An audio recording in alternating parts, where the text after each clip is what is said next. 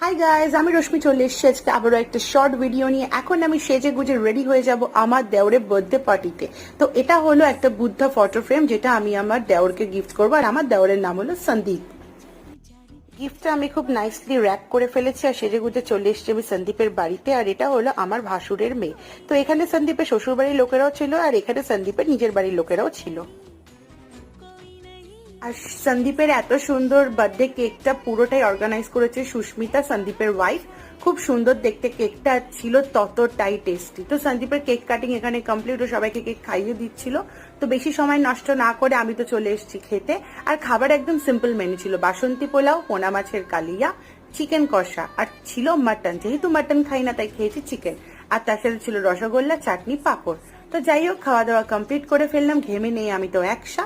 তো এবার বাড়ি ফেরার পালা। ভিডিওটা ভালো লাগলে অবশ্যই একটা লাইক করে দিও। টাটা।